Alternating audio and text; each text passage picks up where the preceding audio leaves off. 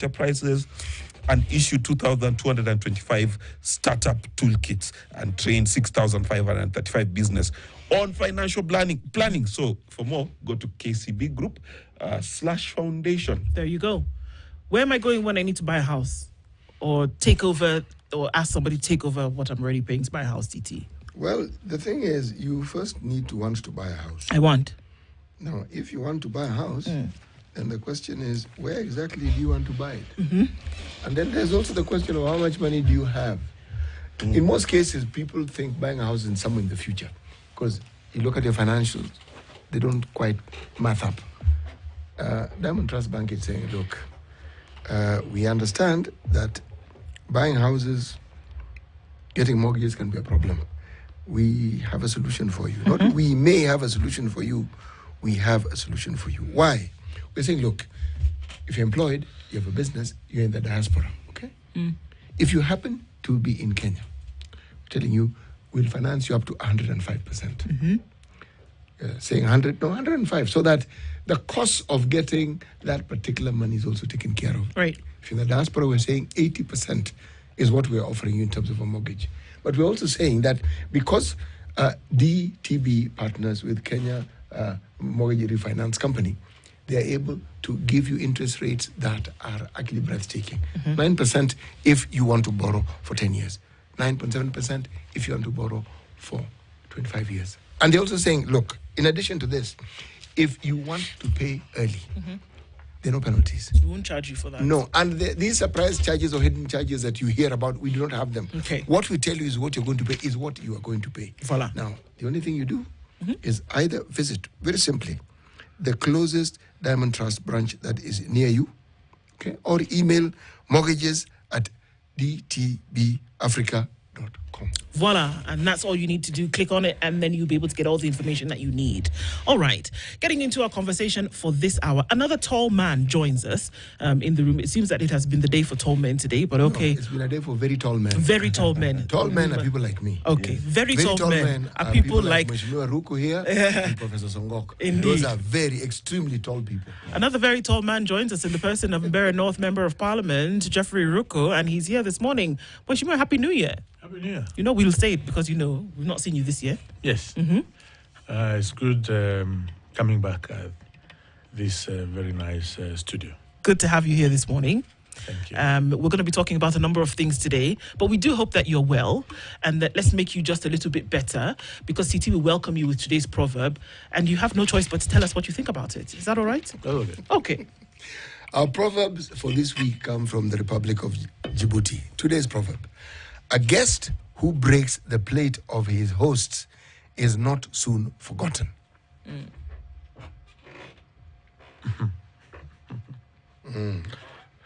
You've gone to your in-laws and then you've gone and broken a plate. Take back their daughter. Where do you get this profile? This one is from Djibouti. He got this one from Djibouti.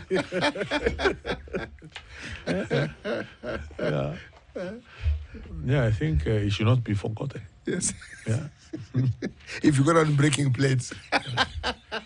You are the guest, you're going to people's house and you're breaking plates. Shida. You should be a bit careful not to break the plates.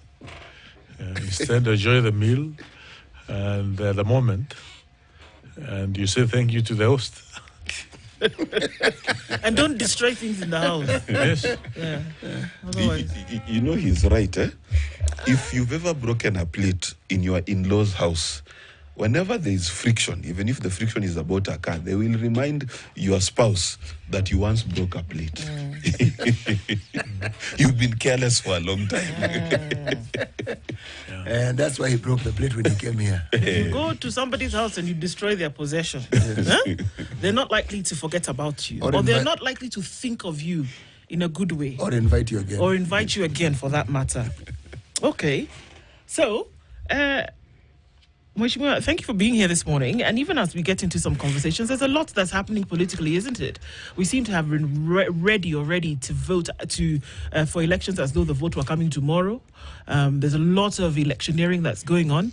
and there seems to be a lot of bad blood. It would appear as though somebody went to somebody else's house and broke their plates. What's going on? How are things? I think things are moving in the right direction so far. Oh, okay. I don't think there is much which this country have not seen in the past. Politics is usual push and pull from one direction to the other. Of course, we have very weak opposition, if I may say. Weak opposition, okay. If I may call it opposition, is extremely weak because these are faces which we know. That's at national level. Of course, once a member of parliament wins, or an MCA win, or a governor wins, or a senator, or a women rep, even the president, the following day, other people start preparing on how they will take your position. Okay. It's normal. So I don't think there is anything out of ordinary. Everything is the way it's supposed to be. Okay, Yes. So you talk about a weak opposition, whether it was created that way or whether it's that way by design, but you seem to not be very happy with that opposition being weak. Why is that? Assuming those who are in government are the one in the opposition, don't you think we'll be having a very strong opposition? Say that again? Assuming those who are in government, assuming William Ruto, Adan Duare, Professor Kithure Kindiki, Kimani Ichung'wah, Murkomen are all in opposition. Don't you think we'll be having a very strong opposition in this country? So what you're saying is that the persons who are in opposition today, The individuals. you're saying that they are weak in character and that's why the opposition is weak? Yeah, they are very weak in character. The What- individuals. What informs Kalonzo's that? just chilling. What informs that? It's the history, because they are known. The history of Kalonzo Musyoka, the history of Moses Wetangula. And Moses sorry, not Wetangula is the Wetangula, Speaker sorry, of the sorry, National sorry. Assembly. Not Moses Wetangula. Are you giving us news? My many apologies. Was that a Freudian slip? This guy, Eugene Wamarwa. The history of Eugene Wamarwa. Jeremiah Kioni, a guy who never fought for Musalia Mudavadi when he was his running mate in his own polling station. You know, some things are outrageous. So these are very weak people politically, you know. So what you're The saying political is that mass because from the individuals that you've named, because these individuals, from what you say, maybe they've not been able to garner enough votes, that from what you see historically, that they've not stood on a very strong political foundation, for example, and so they cannot make up an opposition? What would be the recipe for strong opposition? They are not able to cut across the communities of the Republic of Kenya. Okay. They are not able to speak the language of the people in Ramu, the people in Turkana, the people in Mandera. They are not able to identify with, you know, the forgotten corners of our republic. They are not able to have an agenda, you know, because more or less they talk about their tribal or ethnic groups. That's where they try to coalesce around and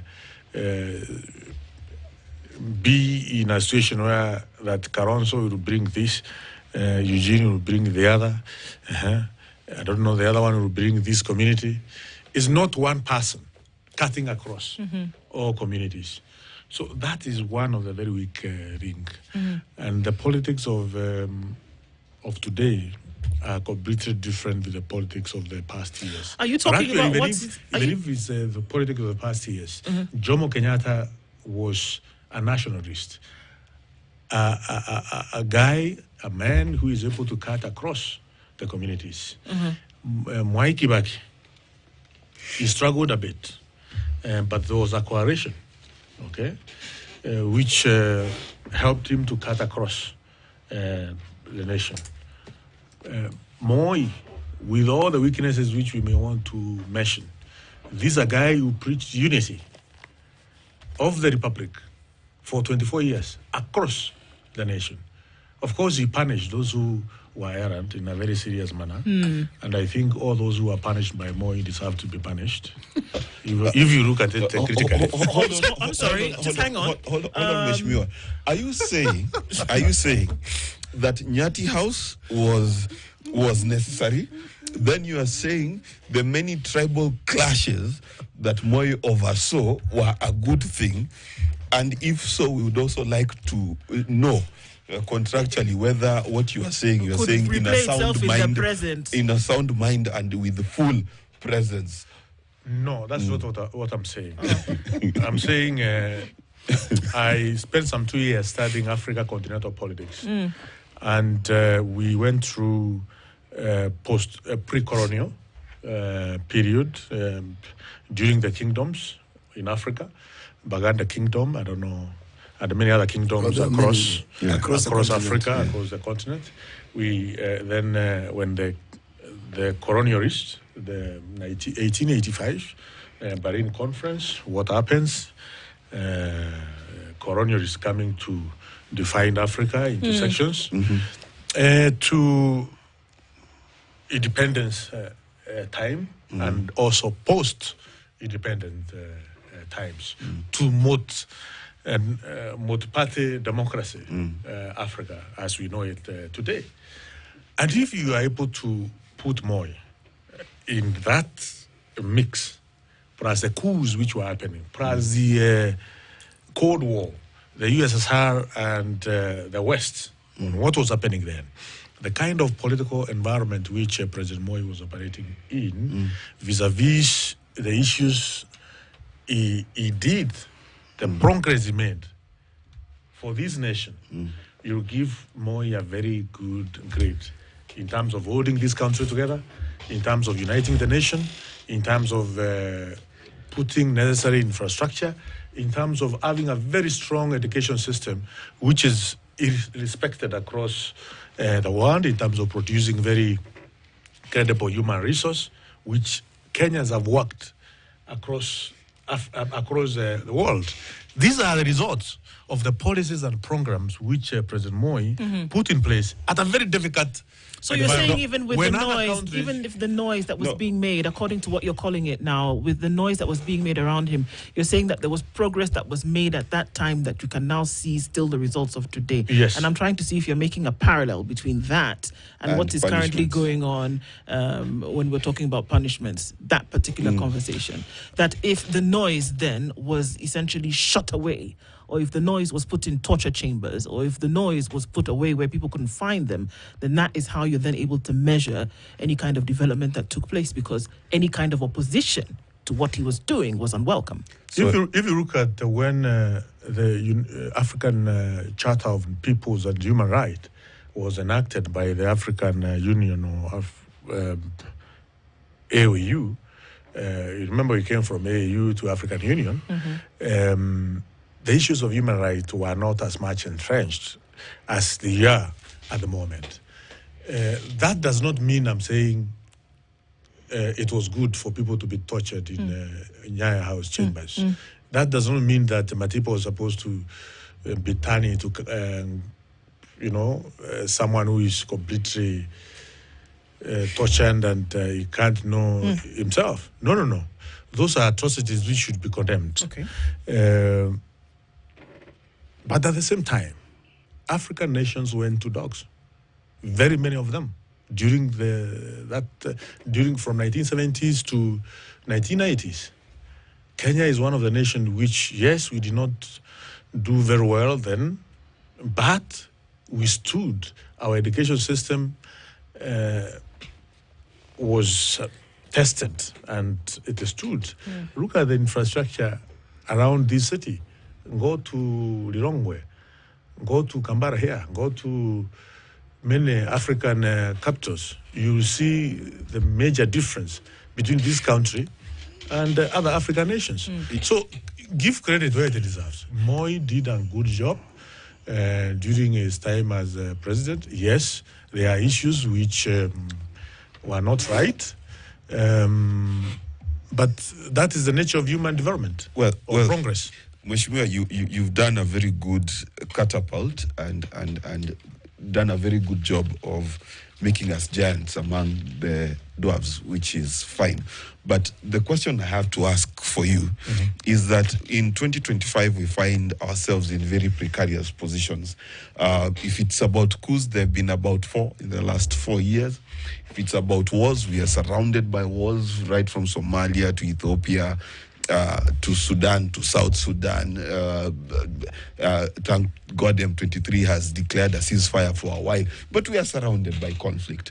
I do not think applying your logic to this season would be cogent. But my second question as well is, you talked about opposition and them not being useful because they do not command certain tribal bases. And I'm really struggling to understand how my tribe determines how I should oppose. I think you didn't get me right. Perhaps I didn't. Yes. That might be true. What I said is the opposition which we have at the moment, they are hiding behind tribal cocoons. They don't have a command which cut across the communities of the Republic of Kenya. They are not nationalistic. They are ethnic-based guys, individuals. That's what I say. So when they go to court to talk about the issues of abductions, or they go to court to challenge the certain bills, are they doing it as a matter that cuts across the nation, or do they do it specific to a region? Going to courts, I'm just using that as an example. Yes, challenging different policy or programs run by the government or laws which have been registered by the National Assembly or the Senate. That anybody, you don't require to be a politician to go to court and do some of these things. Any Kenyan has a right to go to court and challenge whatever he thinks should be challenged. What I'm talking about is, let's see Kalonzo Musyoka in Mandera in a very vibrant way. So are you talking... Let's see Eugene Wamalwa and his team in Kwale in a very vibrant manner. So these are individuals who are just lazy, individuals who move from one hotel to the other, thinking that that's how formation of government is done. So what I hear you saying... You can't form government and you can't oppose a government in a credible manner from one conference room to another, from one hotel room to another. So it is impossible. Clarify this for me. Go to where the rubber meets the road. What you're saying and it's the communities of the Republic. So it's really not about the opposition, but what you're saying essentially is you're putting a dent, or rather you're taking the wind out of the sails of these gentlemen who at some point wanted to put up their names for, recognition they are very weak to run for the government, to run for president. Yes, they are very weak. But the question and the example of this weakness is that they are not able to command a nationalistic approach towards leadership. Let me tell you, if there was no media in the Republic of Kenya, for instance, or if the media does not penetrate, to all corners of the Republic, some of these people, their names will not be mentioned anywhere. Their names are taken out there by the media. Would you be saying the same thing if their names were among those who were chosen for positions of leadership or positions of government today? You see, if, for instance, I represent the Beira North constituency, I have never seen those people we are talking about in Beira North, in my constituency. What I'm asking, I have never seen them, not even once. So what is this you are talking about? Let me make a comparison for you. Very easy one. Did you ever see? When we come to the President William Ruto, these are gentlemen who has been in very small town centers. Okay. Not the major town center. I'm not talking about in my constituency. The major town center is called Chicago town. Okay. And the other one is Shira town. No. I'm talking about Kerie. I'm talking about Karambari. I'm talking about Kamumu. Places where William Ruto has visited. Now, did you ever see... How do you compete with such an individual? Let me ask you a question to see if you can ground that point. What is the name of that town? Okay. I'm talking about Kamumu. Kamumu, okay. Town center. Did you ever see Opio Wandai in Cameo Town Center, because now he's a member. He's a member of government. He's a member of cabinet, which all of you have so welcomed, right? Did you ever see him in that small town for you to now say that because he has come here, now I can see he's a reputable person and he's a member of the government today and we can recognize him? Did you ever see him there? No, fair enough. Let me answer you. Opio Odai has not claimed that he wants to be the president of the Republic of Kenya. Have you heard him saying he wants to be the president? This is my point exactly. Because he's now been embraced by government. You would never say something about him. And his team, they are saying one of them will be president of the Republic of Kenya. Isn't it? Opio Odai was a member of parliament. And probably he would be very happy to go back to continue serving as a member of parliament of his constituency. So the town centers and villages in his constituency is very okay mingling and serving those people, okay, and asking their votes. But here are gentlemen who want the vote of Kenyans, and they want to tell Kenyans, a guy who knows where Kamomo is, who knows where Kiri is, who knows, and he has set his foot in Karambali, in very remote corners of this republic. That's a man you want to wake up and dismiss and say, this is a very, I don't want to use that one, but for the sake of whatever, is a emphasis. Is a nobody. Well, let me ask. Let me tell you, they'll be in for a very serious shock. They could be in for a shock. That's fine. My question is how is setting foot in my father's village in Chwele and talking at the people, because you don't even let them talk to you, how does that make you a better leader? Makes you a good campaigner, I'll tell you that. But how does that convince me that you're going to take care of the matters under the Constitution, for example? Very good question. Yeah. The centrality of our Constitution is public participation. Public participation is at the center of our Constitution of the Republic of Kenya. And public participation is conducted in all manner of ways. When you are in the deep corners of this republic, talking to people, interacting with them, the leaders of that village, waking up and speaking, that is very good public participation. You understand indeed what affects different corners of this country. You'll be able to see with your own eyes. Some things you don't require to be told. Some things you just require to see. You know, another day I posted photos of one of my school in Mbeere North. Yes, I saw that. Which is fully, which was Mad World School. And Kenyans were, out there saying, you mean we have such kind of schools? Meaning, we have many Kenyans who have not gone in deep in the villages to see the kind of where schools we have, kind of roads we have, lack of water, lack of electricity, lack of social amenities. Oh, we know, yeah. You know? So you can be top there, but you are not in touch with the real things on the ground. So it's extremely important for us leaders to be able to walk the journey that other Kenyans are walking. You can walk all over the country, but then how is that making a difference in terms of the things that need to be done? Of Mandela, for instance. You walk around the country, you look at these things. The president, for example, is in Northeastern this week. Because you've gone to different parts of the country, how is that going to affect that you actually do something about the things that are lacking? And I think that's the big question. If you're traveling all over the country and seeing people and making sure that they support you in one way or another, what are you doing that is going to make sure that these issues that you face, you yourself have mentioned them, by your own admission, poor road infrastructure, lack of running water, schools that don't exist, how will traveling around to ensure support make sure that these things are actually done? That's a big question for Kenyans. How? Yes. How? That is through the programs which you can see government putting in place. Because you have to put in place programs which equalize. Okay, probably that's a strong term. Which put equity across Kenyans. Because we enjoy water in Nairobi. We enjoy electricity. we are enjoying good roads. In Nairobi? Okay. Yes, around in Nairobi. Okay, and probably Metropolis, Nairobi Metropolis. These are Kenyans paying taxes.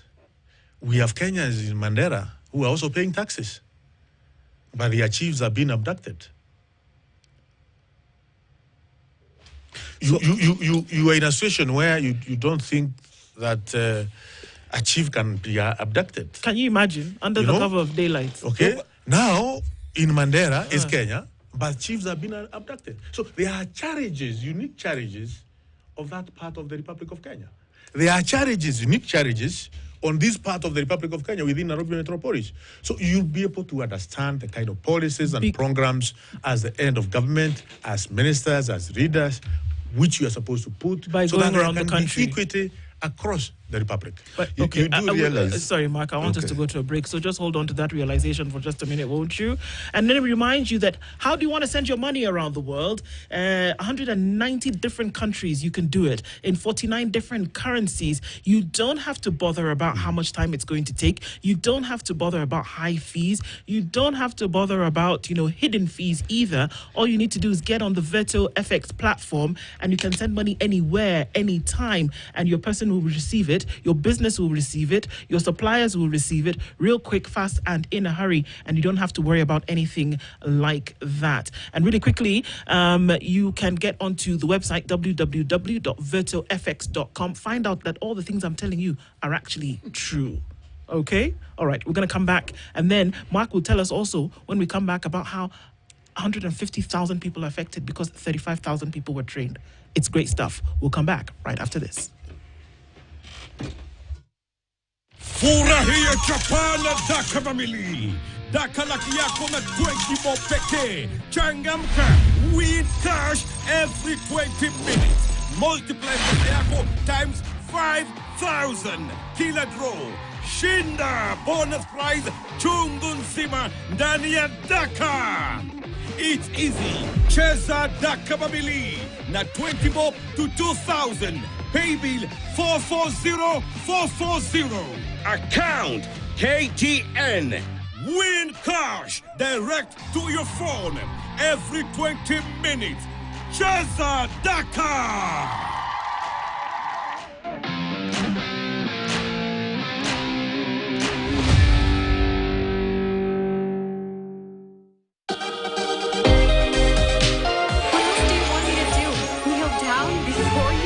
If you do that, things between us will never go back to what they used to be. I will make you love me again, Aiden, and I will not let anyone stop me. I'd like to ask if any of your mates go by the name of Lala. Carlos, I think that's Mila's accomplice. So you better act fast. Find that woman no matter what it takes. Oh, Lala. I took care of her before. What do you mean canceled? You called the party off? You'll do it next That's not how I write. Like, come on. Gee, who would do that? Miss Kiara, a guest just arrived. Pops, what is Nico doing here? I thought you said the two of them would never cross paths.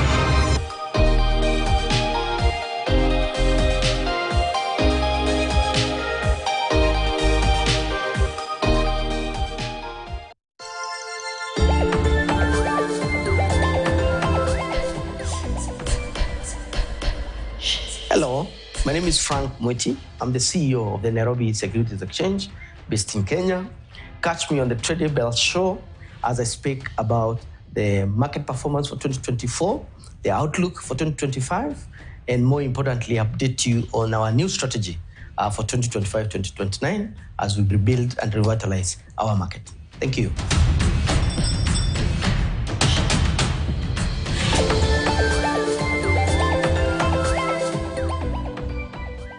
As a result of folks being trained? If your child did not get an A+ in KCSE or an A or an A-, you don't have to worry. Because this program to Jiajiri will sponsor 18 to 34-year-olds in TVETs and equip them till they get certification from NITA, that the National Industrial Training Authority. So you're certified to do what you have learned. So if you're a plumber, you're not those plumbers where we say call plumber and we don't know whether they have certification. You got the proper certification. Then your business is incubated so that you're able to get the skills through mentorship to be able to plan, develop, write proposal, market, bookkeep, legal and advertising. My goodness. I wish I could turn back the hands of time, like that song says. Okay. I would have gone here. Third, when you graduate and you're ready and your idea is bankable, you receive credit to advance your business interest, and the KCB Foundation will then exit when you have a running, fully equipped business. For more info, kcbgroup.com/foundation. Berrin Othempi is our guest this hour, and just looking at, a number of political intrigues. And here we are saying, we're looking at, there's a political hatchet that's out, and it seems to be knocking. And we're saying, okay, well, is it possible to bury that? But from what you're saying, it seems maybe not. Mark has a question. I'm having a bit of whiplash, Mheshimiwa, because, it's easy to campaign when you have a government vehicle. Because you say you're going to launch a program, and then you go, and then you're campaigning. But on the other side, the ideas, the sufuria hitting, and all of those things are not enough of opposition. So my question to you is, what is the cogent point that you're trying to give Kenyans? Because there's a side of opposition you've forgotten. That side is called Gen Z. It's called social media. It's called all of these people who are literally speaking every day through social media and talking about the issues that are there. And they're not looking at opposition as people. They're looking at opposition as a movement, right? Of the ground itself speaking to the powers that be. So opposition is not just Kalonzo, and I surely hope it is not, just as leadership is not William Ruto alone, because I hope that is not it as well. So what is the cogent message that Kenyans should get from you?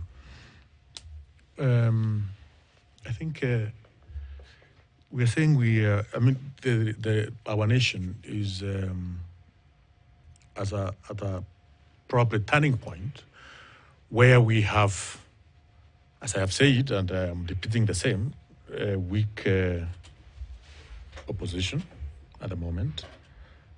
Raila Odinga, who is a very strong, one of the strongest politicians we have in the Republic of Kenya, is supporting the programs of the government. Very senior members of ODM are in government, are ministers in government. So we are left with very weak individuals. So basically, Gen Z played a very critical role. Social media is playing a very critical role because the individuals we have are weak. But we have young people on online space who are playing a very critical role, and I would encourage them to continue playing the same critical role. The only thing I would also encourage them to do is to do it in a very peaceful manner. The demonstration which we witnessed last year, for the 2 days, they were extremely organized, peaceful demonstrations by young people, which was, very beautiful thing to see. But of course, criminal element came in and disrupted the entire very well-organized and peaceful demonstration by young people. They tend to be criminal. Other politicians trying to take advantage of the whole thing. So, yes, you are right, my brother, that we have a space, online space. We have Gen Z, who are very fine-brand, very well-informed. Let's continue with that space. Some people say Kenya, investors will put money in this country, not necessarily because of the leaders, but because of the population. That the population is extremely informed. Population really know where their nation should be taken. And if it's going in the wrong direction, they are there to say now and then, without wasting time, that we are going in the wrong direction and this should be the right direction. That is acknowledged globally, that Kenyan population is very enlightened. So let the Gen Z continue raising their voices, correcting readers on the online platform, but let's also do that within the realms of law and in an organized manner. That's what I have to say. Mheshimiwa, I want to ask this question. When you say that the opposition is weak, the implication is that the government is strong. Is that not so? Now, if indeed, as you say, you've been supported by one of the strongest politicians in the country, if I do my maths, 30% of those who are now in cabinet were former hostiles. How exactly does that add up to a confident and strong government when you've already incorporated people who previously were definitely not on your side? How is that a sign of strength? To answer your question properly, we should talk about statecrafting. Statecrafting. Because we have a state and also we have a government. We have a state which has to survive, regardless of whether government is in place or not. Assuming William Ruto is not the president, assuming there are not even ministers, Central Bank of Kenya has to run, banking system or financial system of this country has to be in place. Schools have to continue. Businesses have to run. Transportation has to continue. People have to fly from JKIA to other parts of the world. All those things will not stop because we don't have a government. So there is one thing that has to survive, and that is the state. The soul of this nation has to survive regardless of the situation. And that's where now we talk about statecrafting. If the situations demand that for the state, for the soul of the nation, to be in good health, the critics of the government have to come on board. So be it. Because we can't lose the soul of the nation. And isn't that what folks are crying about today? Because, I mean, we could do a whole list, Mheshimiwa, that the soul of the nation is what people are grappling in order for it to be saved. Because what are we talking about? That if people are to be in good health, that if people are to be educated properly, that if the infrastructure that's going to create a conducive environment for people to survive be done in a proper way, that is what people are crying out for. People are crying out for today that do not abduct me and do not let me show up dead on my mother's doorstep. That's what people are saying. That people are saying, do not raise taxes to the point that people are struggling to within an inch of their lives and they cannot survive. That's the soul that we're talking about. It's not about a bunch of people who decide that they want to be in power for as long as they can. It's actually saving the soul of the nation, and that soul is hinged on these things that I've talked about. So who's protecting the soul in that way? Who's doing that? And that is exactly... Who's doing that? And that is exactly what the president and his government have been doing. Only that there is too much misinformation. Misinformation and disinformation which we saw yesterday, and I commend CS Bandi for coming out to go to Bunga la Wananchi yesterday and start explaining Finance Bill 2025 early enough so that crooked fellows may not take advantage of disinforming Kenyans. Because there is a serious wave on this wake of AI. What's untrue? Misinformation and disinformation. Mheshimiwa, tell me one thing that has come out that's untrue. Yesterday we saw CS Bandi coming out to Bunga la Wananchi, explaining to Kenyans, to the common man, that this is the steps which you are taking towards crafting taxation policies. Don't be misled by the enemies of the state, because Kenya are serious enemies. There are many enemies out there who will be extremely happy to see this country going to the dogs. Who? Such as who, Mheshimiwa? I don't want to mention names, but we have international bodies out there. Okay. We have countries out there. who have operatives in this country. Let me give you an example. Be extremely happy. Let me give you an example. But why are you afraid to mention the country? If you're talking about misinformation, that is not my. If you're talking about misinformation, I can mention that in a privileged ground. I can mention that on the floor of the House. This is a very clear question. If we're talking about misinformation, which you said that people are putting out there, I'll give you an example. But of if CS misinformation. Badi has come out to say, for example, let me give you an example of misinformation, which was in Finance Bill 2025. Please. 2024. For instance, it was out there in public domain that Finance Bill, as a crowd talking about Rand, that once we pass Finance Bill, government will start, Kenyans will start paying taxes for the Rand which they own in the villages.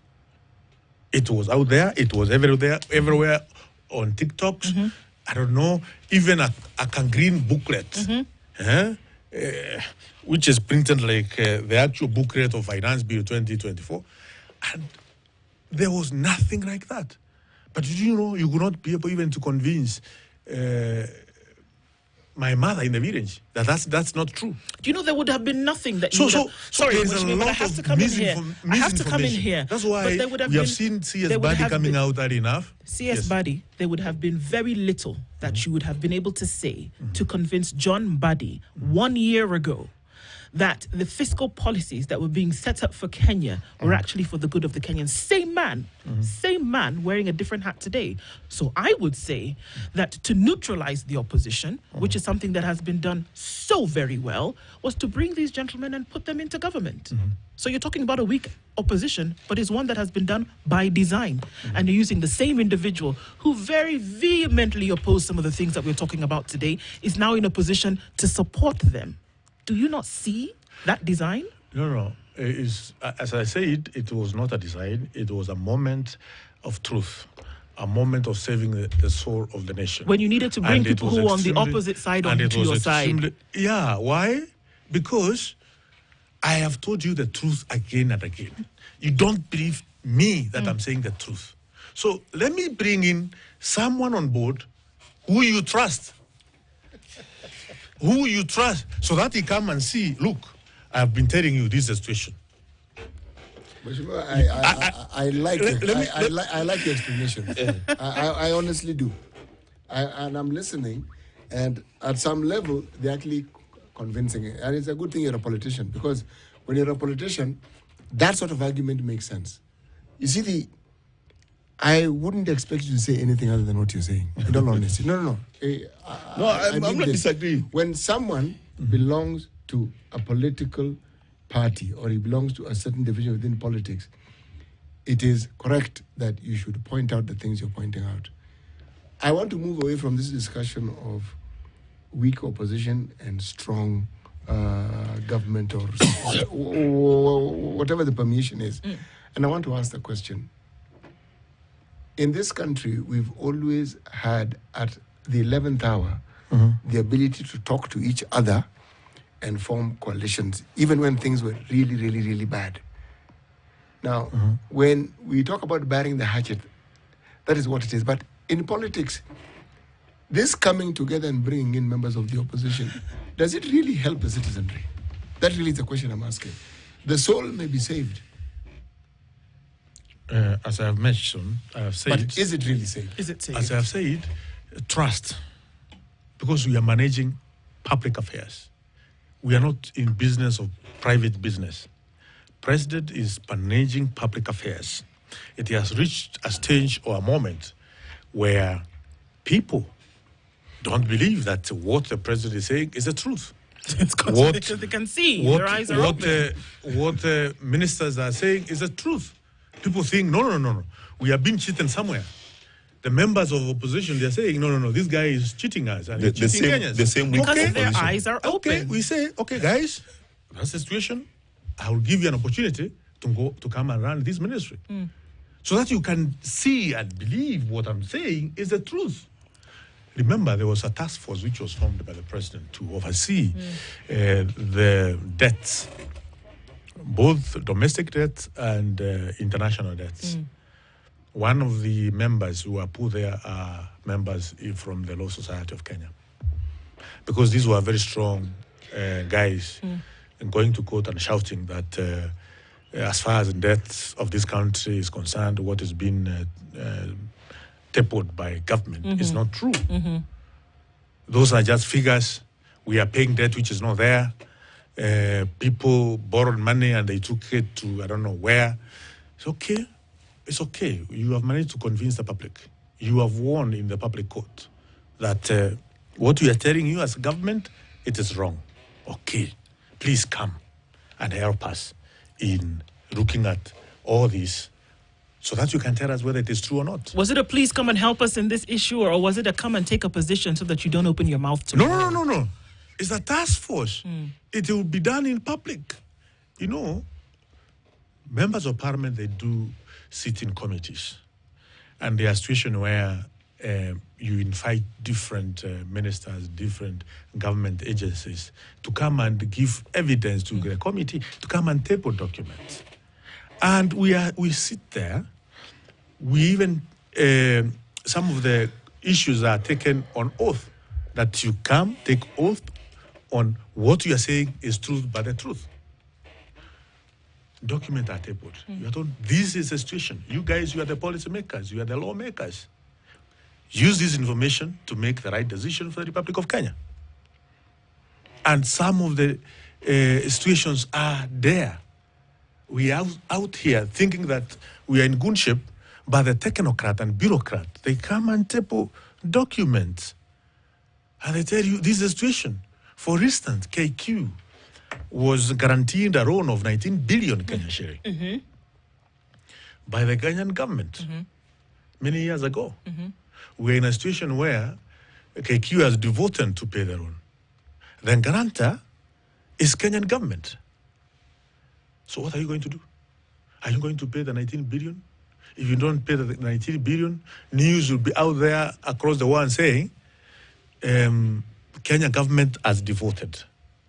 That when that happens, there will be capital outflow from Nairobi Stock Exchange and other investments within the economy. And therefore, you'll see the exchange rate, Kenyan shilling, depreciating seriously against the dollar and other hard currencies. I'm trying so it is not the fault of Kenyan government for KQ to default. It's the management, it's bad decisions. But now, government is in a very difficult situation. Government is a shareholder. So, and how on earth did the government let all that go down and they... Under its watch. Yes, exactly. So you find... Government is to blame. So you find we are in a difficult situation. You have to make difficult decisions. You have to pay amount of money which you are not supposed to pay. So these are some of the difficult situations which we find ourselves in. You know, Mheshimiwa, and KQ, for example, recorded profit 513 billion for the financial year 2024, right? So KQ is not a danger. It's not in a difficult situation. Then actually it is, man. No, I'm just saying they recorded a profit. Yeah. But similarly, the freehold land within near urban, within near and urban areas is the bill that was being addressed. My point is that the issue in Kenya is not fake news. The issue in Kenya is not weak opposition. Because in fact, if you were to complain about weak opposition and you support government, it is government that made the opposition weak. So I am really... If the government is that strong, you see, for one to be weak, it means you're strong. Yeah. If you're that strong, why do you keep co-opting other people? Exactly. Who are definitely in the opposition? Yes. And one of the things, Mheshimiwa, and we have quite a little time, Kenyans are crying for real problems that need real solutions. I do not think Kalonzo Musyoka or Eugene Wamalwa or whoever can really offer those solutions real time. This hard space you are talking about, the government that is strong, please tell Kenyans, because we need hope. In fact, yesterday we said, make Mark rich again. Tell us, how is this pain going? That's really what we want to know. The things that Kenyans are complaining about, how are we going to solve those issues? We really don't care about whether Kalonzo is strong or weak. Yes, it is true.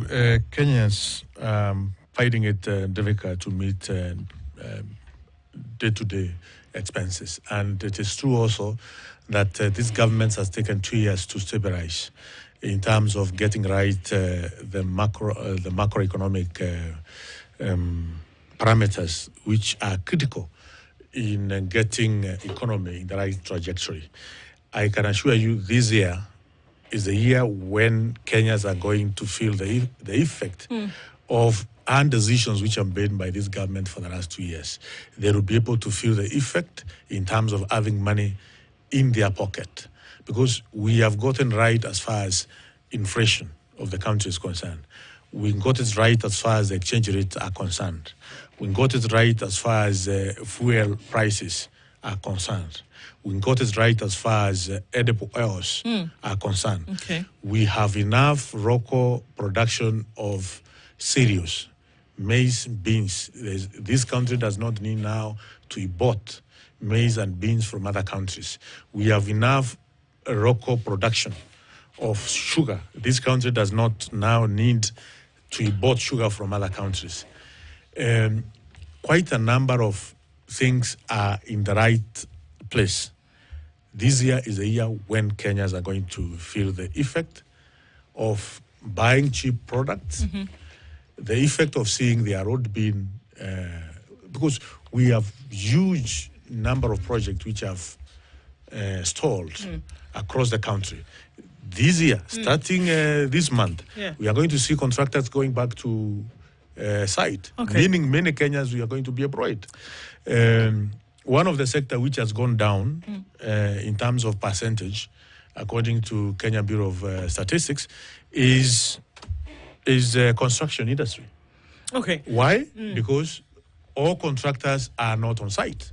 They Sorry, have not been Mweshimiwa, paid. but unfortunately, with conversations like this, time comes to an end. But I hear you being prophetic, and it'll be interesting to see, because this month is this month. We're just 4 days in. It'll be interesting to see if some of these things actually do happen. 2025 is we're going through it.